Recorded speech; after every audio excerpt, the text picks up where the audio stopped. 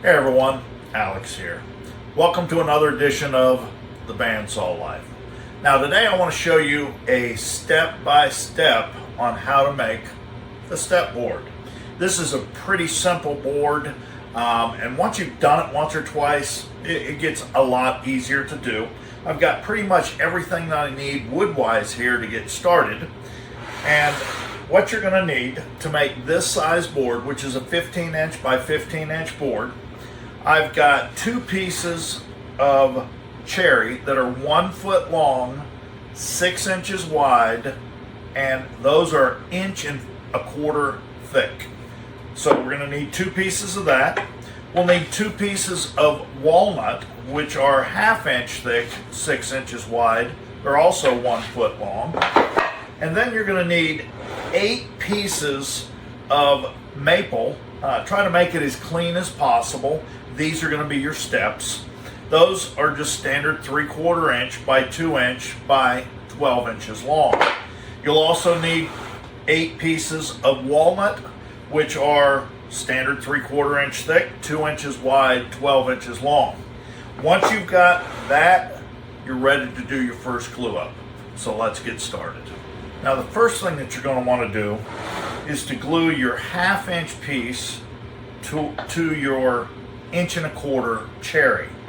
Now these are wide enough to get 4 strips out of them. If you want to prevent wasting a little extra wood, wasting the wood, then simply overhang your walnut a little bit, because our first cut is a 45 and we're going to waste that piece anyhow. So if your walnut overhangs further to one side than the other, it's okay. We're using 6 inch pieces, so I'm just going to glue them up so that they're even on the edges here.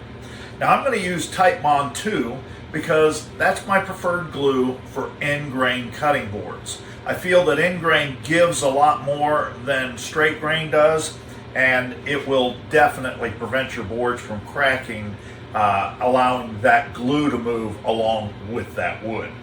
Titebond 2 also has a wonderful setup time. Generally I can work with it in about 30 minutes, whereas if you go to Titebond 3, you're about an hour or a little more in order to work with the material.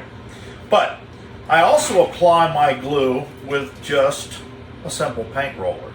Now, I find that it's quicker, easier, especially when I'm trying to do production work. If you're just doing 1 or 2, then you can just spread your glue and use one of the Titebond brushes in order to spread that.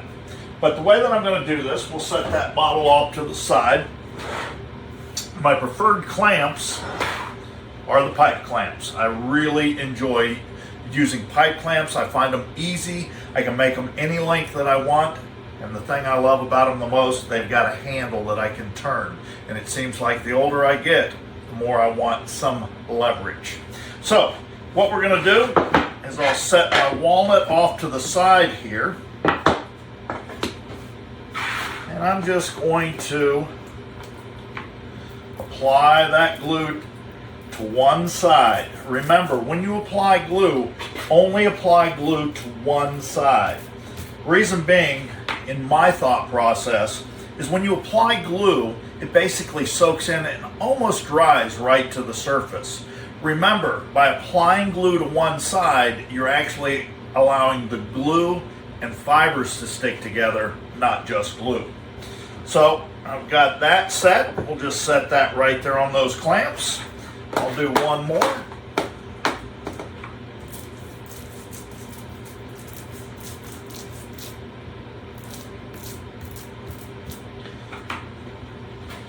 Drop in a walnut, another cherry, and a walnut. We'll make sure things are even on the end. We want to get the most that we can out of these 1 foot pieces. And I'm just going to close that just enough to kind of close those clamps. That way, I can get my top clamps on here. Once I've got all 4 of these snugged up, then I can go back and tighten them without them sliding everywhere. So snug, snug, all the way through.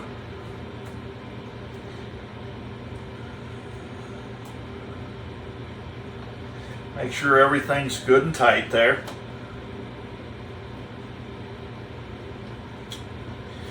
We'll wipe this down. I'm going to let this dry, and when we come back, I'm going to show you what we need to do to get started on cutting the 45-degree angles. And I'm going to get to use my new Powermatic 15-inch with the Armor Glide. Can't wait to show you all. Now, I've had these in the clamp for about 30-45 minutes, so let's get those loosened up and get those out.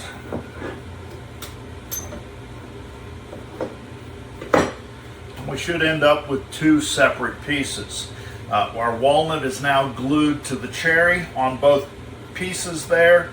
I'm just going to kind of get the rest of that wet glue that may still be on there off so that it doesn't go against our fence.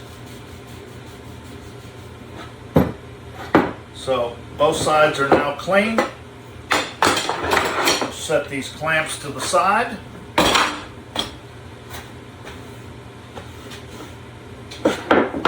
And we're ready to do our initial cutting on these. So I've got the saw set up. I've got it set up for resaw. I've tilted the table to 45 degrees.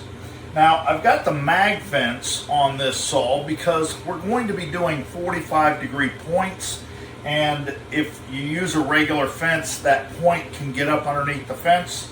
The mag fence makes it very easy to make sure that that point doesn't catch or get up underneath the fence and change the width that you want. The first thing that we need to do is cut the outside of these boards to 45 degrees. And then I'm going to show you how to move the fence over to get your next cuts for this thickness, okay?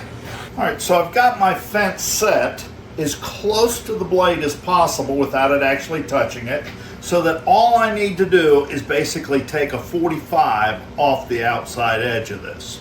So let's cut the outside edge of both of these boards.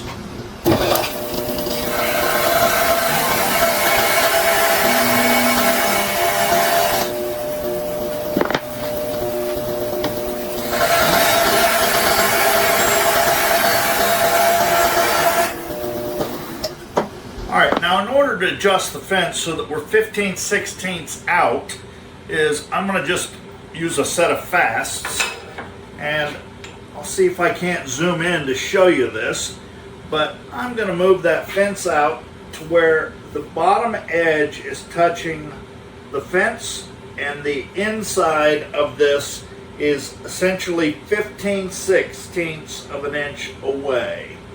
So we'll make sure that we're square and that we're 15/16 inch away here.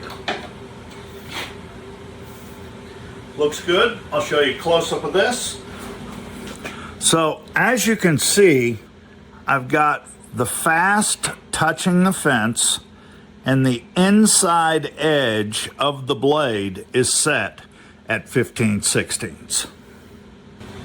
Now that I've got my fence set at 15/16, now I need to make sure that it is wide enough. Remember, our other pieces are 3/4. This is really going to come out to be about 11/16, just shy of 3/4, so that we can plane all these pieces the exact thickness. Because remember, this is going to be rough, so it's going to need to be sanded or planed so that we can glue these pieces together. The way that I do this is I just touch that edge so that I can see where that line is. Now that I've got my line marked here, is if I can take a square and put it on the cut edge and simply draw a line from the outside edge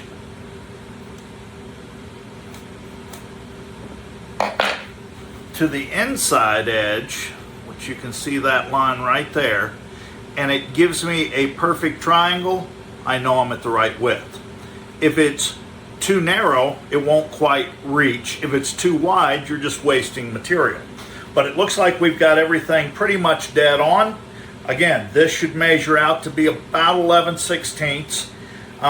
So I'm going to go ahead and cut all 4 of my strips out of this, and then we'll start to plane and put this thing together.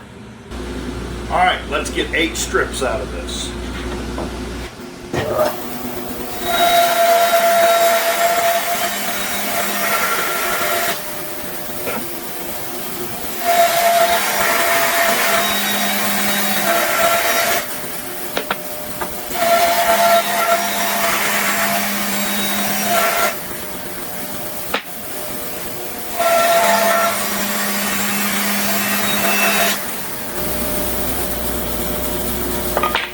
Now, as y'all can see, it didn't quite make that last cut. Don't worry about that. I'm going to show you how to fix that because we don't really need that part anyhow. So the fact that we left a little bit of a taper on the end really isn't going to matter in the long run, and I'll show you why.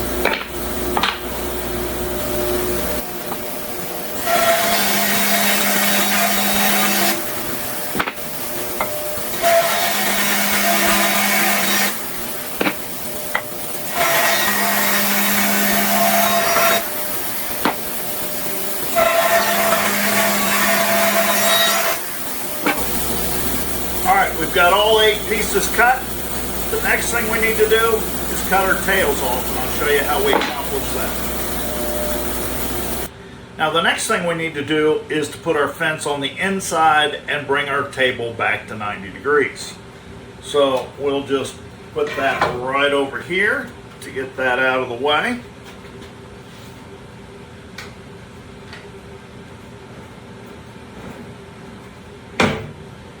Bring that table back to 90.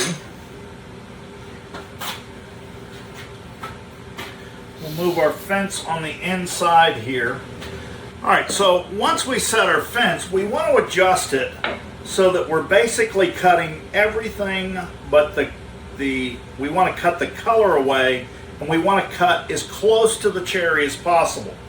The reason we don't have to leave a whole lot of this, remember, we have to plane this anyhow to make it smooth, so we'll bring it back down to that walnut if you tend to get into the cherry a little bit. But I'm just going to adjust it so that basically I'm taking all the walnut off this side. Now remember, we're leaving a triangle attached to the cherry, so we're just cutting up to that line.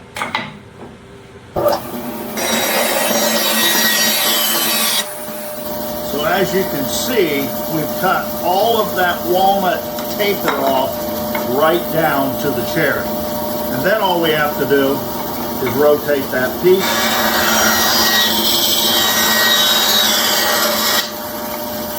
And cut off the bottom side as well.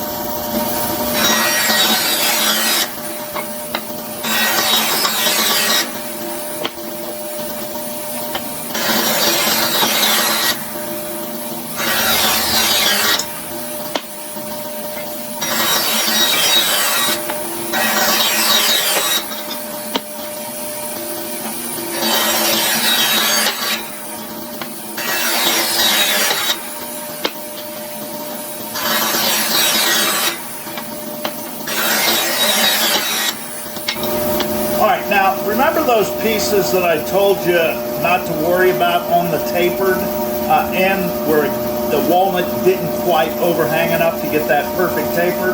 The reason I wasn't worried about it is what we're going to do is we're going to actually take this piece and we're going to cut off the cherry side first.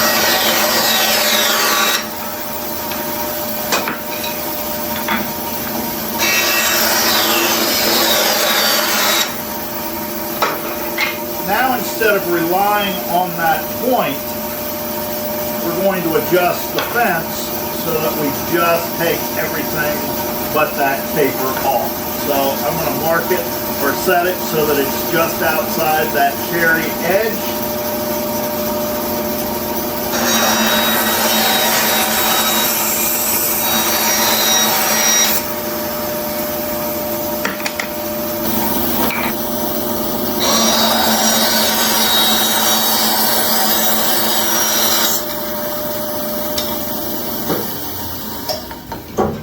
And now, as you can see, these are identical to the ones that I cut using the tapered edge. The only thing I did was move the fence out so that I worked off of that flat edge and everything worked out the exact same.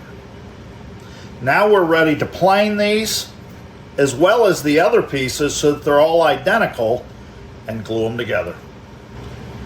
All right, so now we've got all of our pieces basically about the same size. These are just a little bit wider than 2 inches. That's okay, we can take care of that once we get everything glued together. But the first thing we need to do is make sure all of these are identically in thickness, because the key to this whole process is making sure everything is the exact same size, both top and bottom and side to side. They have to be perfectly square. So we're going to plane these down so that we get everything nice and smooth, and plane these down to the exact same thickness that these end up being. And then I'm going to show you how to glue these together. All right, now that I've got all these pieces basically planed to the exact same thickness, now I need to line them up so that we can glue them together. But we're only going to glue them together in 3s for the moment. So we want to take a piece of our capped wood that now has just a small triangle on it. You want to take the walnut and put it on the broad side. Make sure you don't put it on the point side of that board. And then we're going to take our maple and put it on the other side so that we end up with a perfect square in the end. Now this is a little bit taller than it is wide, which is exactly what we want, because then when we get done gluing these together, we're going to piece those together and they have to be perfectly square, so then we can just plane those down or join one edge first to get it smooth and then plane them down to perfectly square. And I'll show you how that's done in the next process. But first, let's line everything up.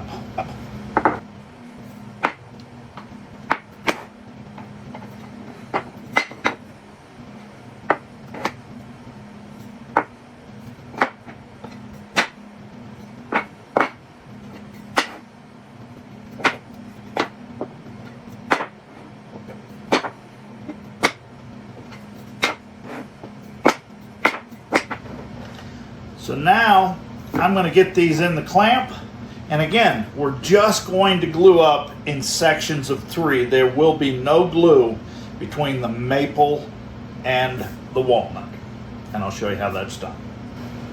All right, now in order to glue these together, you again want to make sure that you do not glue those sets of 3 together yet, because we still have to get them square, cut them in half in order to put them together. So the easy way to do this for me is to lay down the 2 outside pieces and leave that maple up. That way, when I apply the glue, I don't accidentally apply it to the outside. So then we just simply roll those right back up into place. Set those right on the clamps. Let's go ahead and do the rest of them.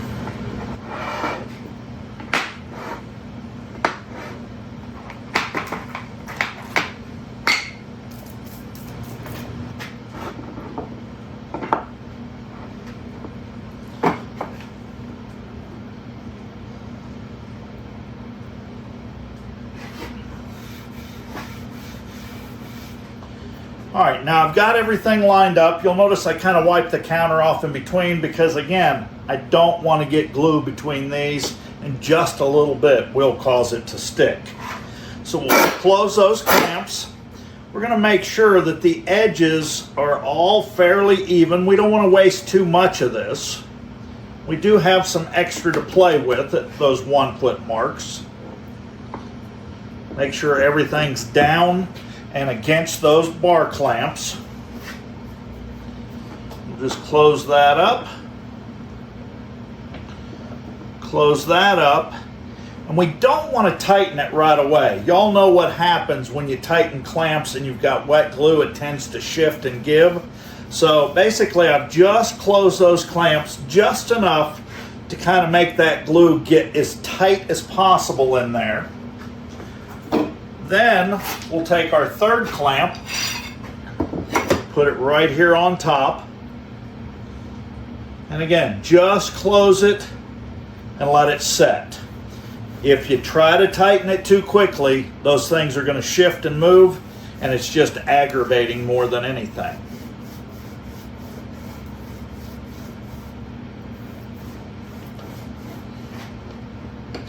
So we'll just let it set another second.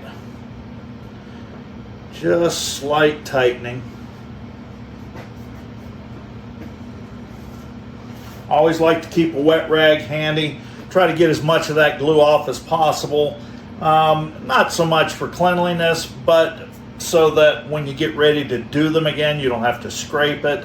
Whether it's 30 minutes or an hour or even waiting overnight, that glue tends to kind of catch fences and edges and tables and things like that, and it's better to work with something that's smooth than all of those bumps and ridges that the glue tends to leave.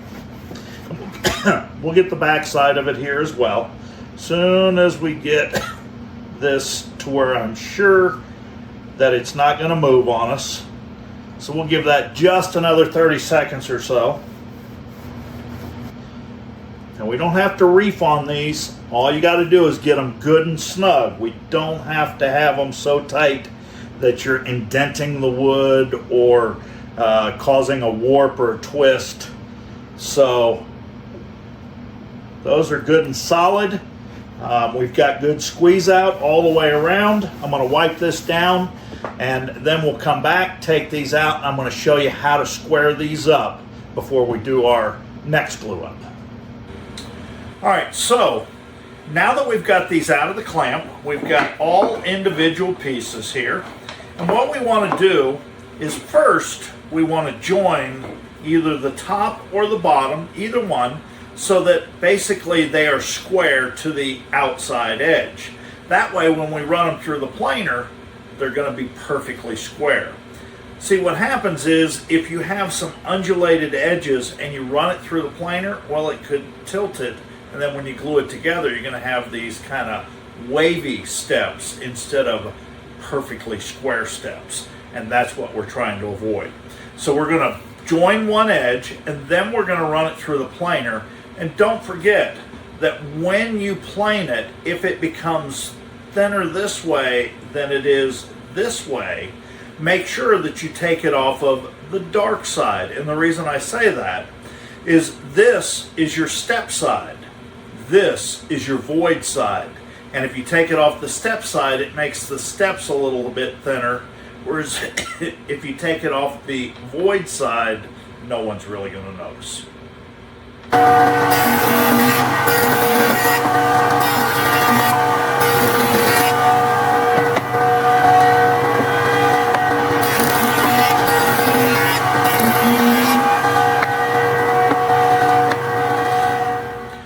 All right, now that I've got them perfectly square to where they're smooth all the way across, and if I rotate them, you can see that they're smooth all the way across as well. So now I'm ready to cut these in half. Easiest way to do that, set our fence for 6 inches. Let's just cut them in half.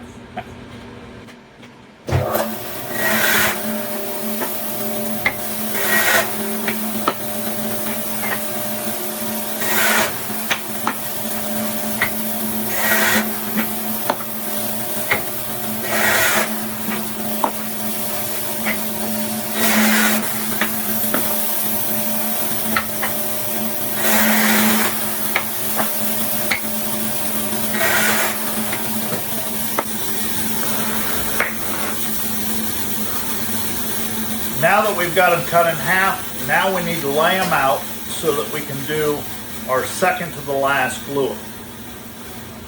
All right, now that we've got all of our pieces cut in half, we've got basically 16 pieces here to put together.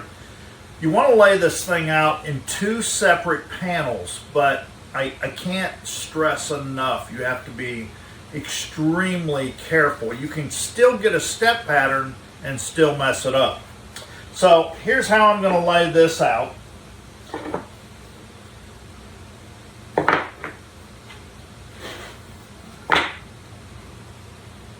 So that we start with our step. You can see each individual step going there. But I'm going to show you a big no-no on how to put this together. Just a second. But you can see that we've got our voids in between, but we still have our steps. So then we start with the second panel or the second block. And the reason that we start with the second block on the second panel is so that we don't have alternating. So we don't have to cut off the ends once we glue it together. So we're going to glue this panel just like this.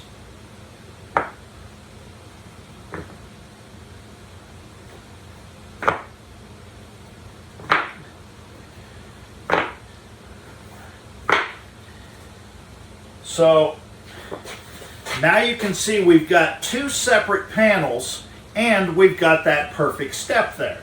And we have the voids in between. Now we can do the same thing and again mess it up. And I'm going to show you a board that has that case. You can see that it still has the steps. It still looks okay. But you can see that all of my recessed or my angled pieces should be here and they're on the ends. So it looks more like a T and a step instead of just the step. And we're after the step board here. So I would strongly suggest that you get this pattern absolutely right before you start to glue anything up, because it's very easy, as you can see, to get it off by just one rotation. So we'll just do this so that you can see each individual. You can see we've got one and then the second one. That's for one panel. And then it's exactly one step over for the second panel. So let's get these glued up so we can do our final cut and put this thing together. All right, now when you do this final glue up, it's a lot easier if you just transfer the pieces right to the clamp. That way you're not having to pick them up wet. So we'll just get those as close and in a line as we can possibly get. We'll push that to one end, and I'm just going to rotate these down one at a time.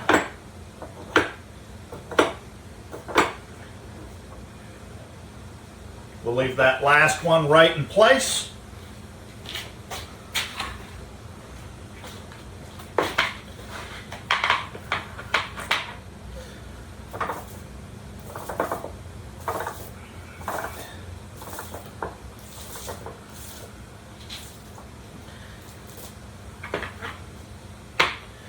Then we just simply rotate those right back down into place.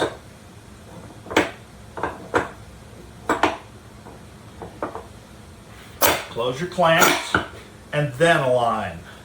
Does you no good to line everything up and then try to close those clamps and have them slide everywhere. We want to get these as even as possible because this is our final glue up, and we could probably palm sand this flat. I'm going to run it through the drum sander, but it is possible to palm sand it flat if you get it fairly close. So shouldn't be too difficult to do, especially considering there are only 8 pieces and it's just a matter of kind of lining everything up, make sure everything stays. And again, we don't need to crank these home. We just want to close the gap. That way things don't slide and move on us. So we'll let that set for a second. I'll get a few more clamps to do this other one. All right, so while we're waiting for this to tack up a little bit before we close it up, we'll get our second panel going here. And again, we'll just put those into place, roll those down one at a time.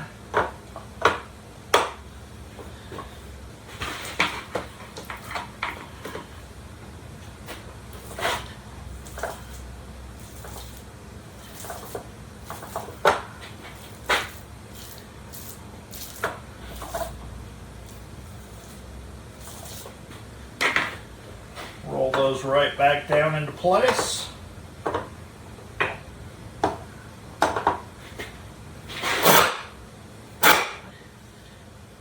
Get this one lined up.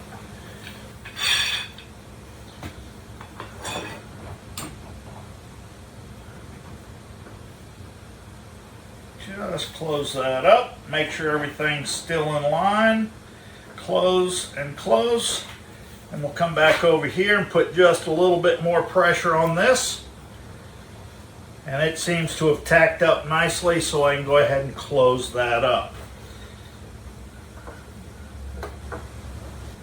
Once it tacks, it isn't going to slide or move on you.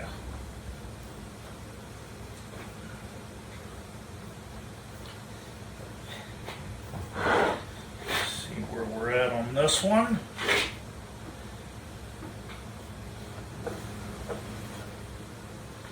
All right, everything's tacked up. I'm going to wipe these down so that they're ready to cut up, and we're going to get ready to do our last glue up and put our board together here. All right, now these have been in the clamp long enough, so we'll get these out.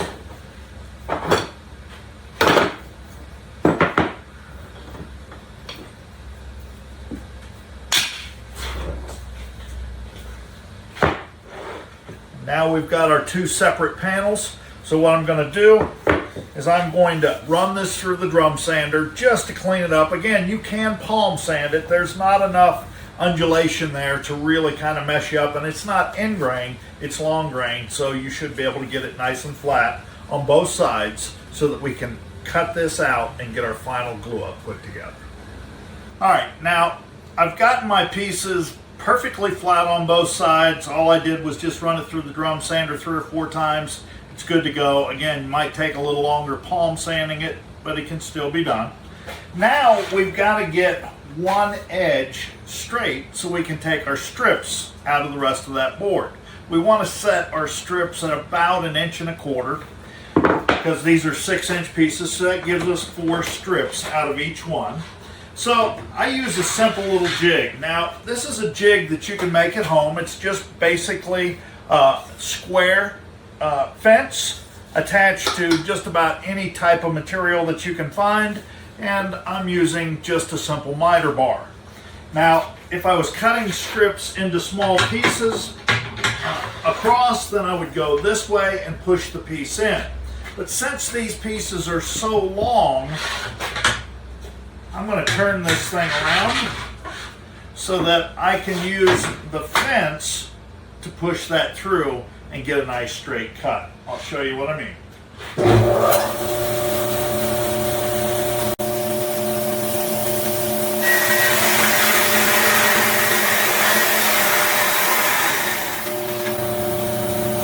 Now I've got one edge perfectly straight. Now I can set my fence at 1.25 inches and get the rest of my strips cut out. Do that same thing to the other board.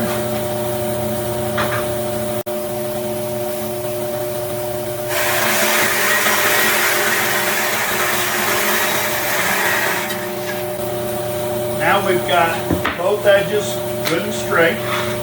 We don't need the jig.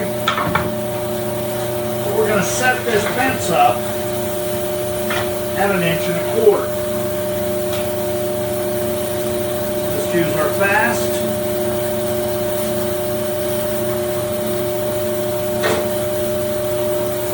And now we can strip these out.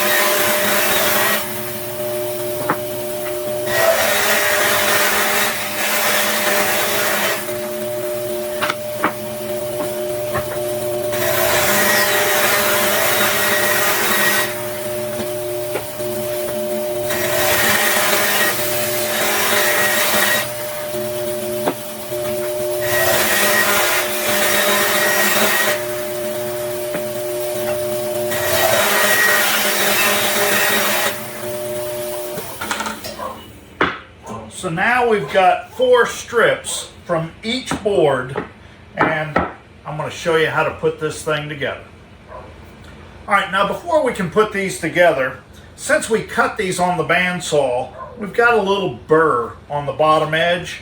I like to use these Festool sanding pads, and all I do is just clean up that edge. That way when we put this together, you don't have the pieces canting on you. It'll give you a cleaner. If you just hit the corners, don't hit anything else.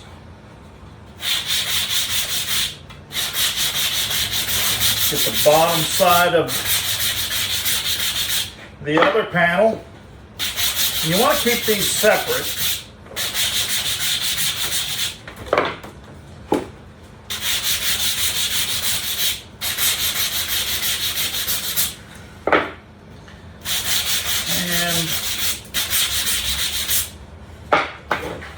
Now we've got 2 separate panels. Now I'll show you how to line this thing up. All right, so what we're going to do is we're going to take 1 from each pile. I generally like to have my steps, obviously the points down. So we'll take 1 from this pile, then we'll take 1 from this pile. There we go.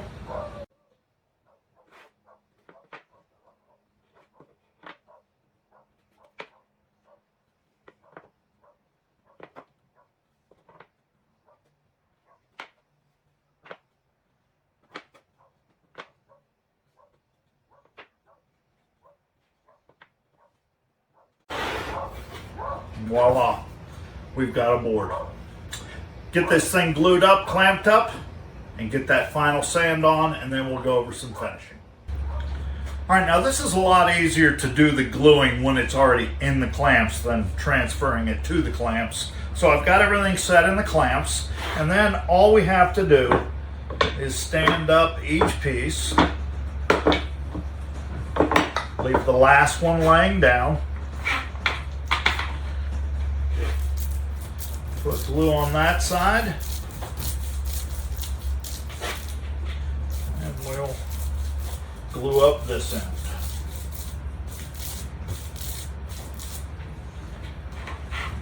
Then simply lay them right back down into place.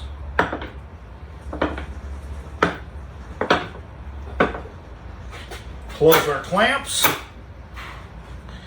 line everything up. Now I'm going to tell you, you want to make sure that you get these steps as close as possible, because if it's out of a line, then everybody can kind of see your seams. So try to get those edges looking like they're essentially one piece.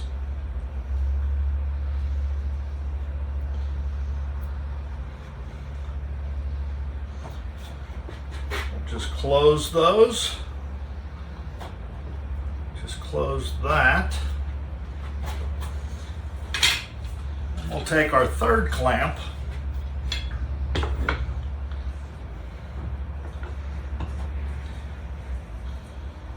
We'll close that.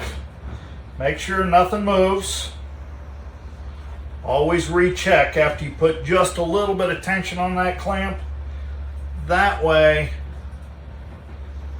you're sure to catch any big jumps or anything like that.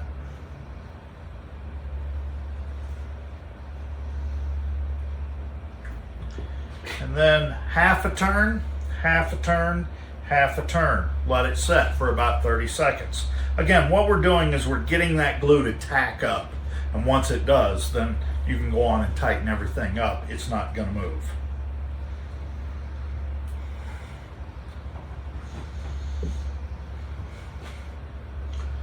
Looks good. We'll do a half a turn, half a turn, half a turn.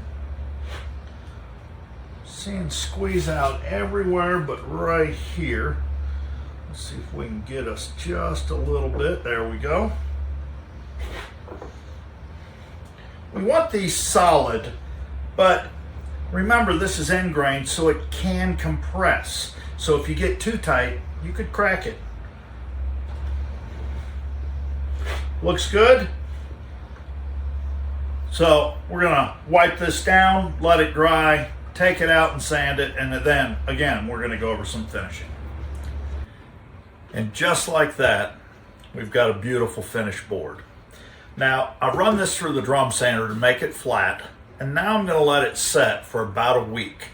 It takes glue about a week for it to dry, shrink, and cure. You could sand this to perfection, and within an hour you would feel every individual glue joint in there because that glue has got to shrink, cure, and dry.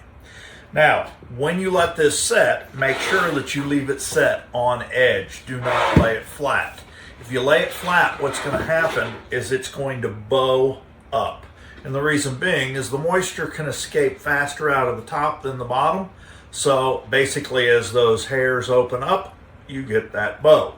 If this happens, simply stand it up. Probably within about 24, 48 hours, it'll go back to perfectly straight. If you finished with a straight board, it will go back to straight. Now, I like to sand these down to about 150. Don't go past 220, because once you get past 220, it begins to burnish the edge and then it won't accept any finish. My favorite finish is mineral oil. Absolutely, hands down, easiest, best way to cure and finish a board. Now, that being said, if your board has a bow to it, do not soak it in the mineral oil. If you do, it will stay bowed. Let it come back to straight before you finish it. Now, the way that I finish my boards is I usually use the clear bends you can buy from Lowe's or Home Depot, usually about 18 inches wide, 24 inches long, got a white lid. I pour enough mineral oil in there to completely submerge the board for about 10 minutes.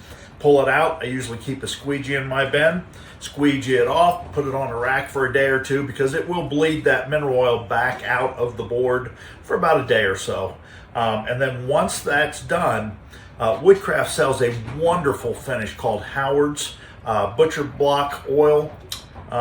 It is absolutely a perfect second finish. Don't use it for the first finish.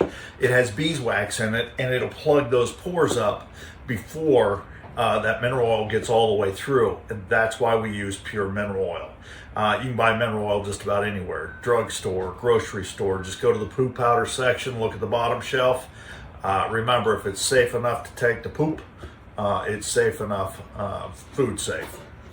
Now, you can put some finger grooves in here. If I do, I generally use a 5/8 inch round nose bit to do my finger grooves. I'll put my 2x4s on both sides to give it a little bit wider of an area so I can route that groove in there, obviously small bites at a time. The other thing you can do is put in a juice groove. Now, if you do a juice groove, there are all kinds of jigs you can make to make a juice groove, but easiest way to do it, if you're just doing one off, get yourself a cheap piece of ply about the size of the juice groove you want, double stick tape it down, and just go right around it. Again, I don't go past 220, and I don't round my edges with basically the sander by going over the edges until I get to 150. Reason being, the more you take away from that edge, the more you're going to take away from your board. Well, I think this is it. I hope you all enjoyed making these. Thanks so much for watching.